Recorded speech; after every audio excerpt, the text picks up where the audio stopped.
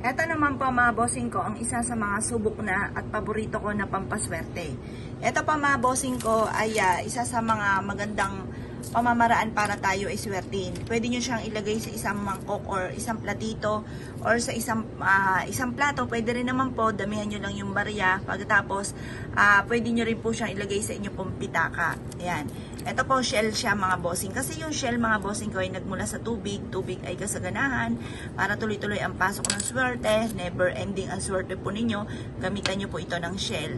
Ito naman po mga bossing ko ang ating barya. Para mabilis gumulong ang magandang kapalaran.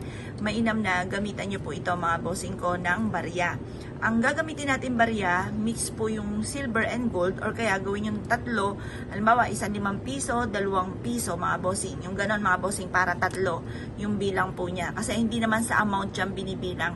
Doon po sa kulay mga bossing ko at saka per piece. Dapat po 3, 5 or 7. Ngayon pa mga bossing, ang silver ay nagtataboy ng malas, ang gold ay para sa kasaganahan.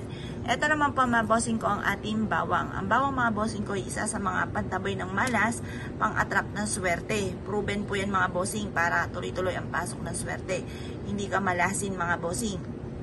Ngayon po, kung kayo mahilig sa mga ganito, pagsabahin nyo po itong tatlong to mga bossing ko at ilagay nyo po ito sa may salas po ninyo or kaya sa inyong negosyo mga bossing at perpektong tatlong tambalan po ito na magdudulot sa inyo ng swerte.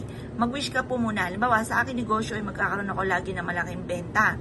Or kaya sa akin tinatayaan, ako ay mananalo ng limpak-limpak na salapi. Or kaya po mga bossing ko, halimbawa, kayo po ay ahente, makakabenta ako ng malaki. Mga ganun mga bossing, ako ay magiging maswerte sa araw-araw. Yan. Basta mag-wish na kayo ng todo-todo, itodo-todo nyo na. At ito po ay makakatulong.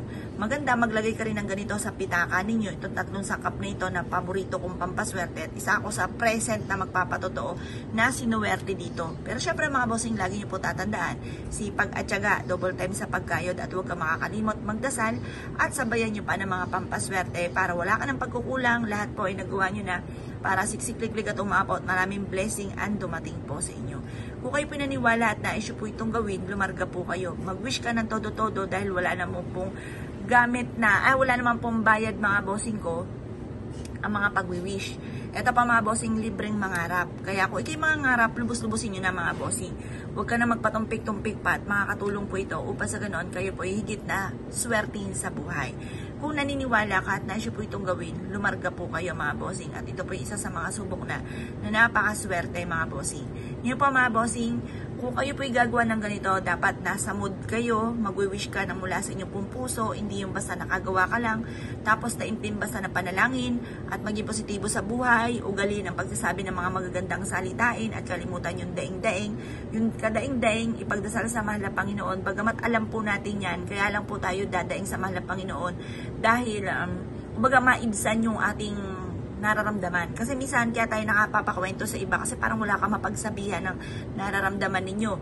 At saka kapag po kayo sa mahal na Panginoon nagsabi, unang-una hindi ka machichismis at tutulungan ka pa sa problema po ninyo. Ngayon pa mga bossing, kung kayo pinaniwala at tayo siya po itong gawin, ay siya mga bossing, good luck po sa iyo po lahat.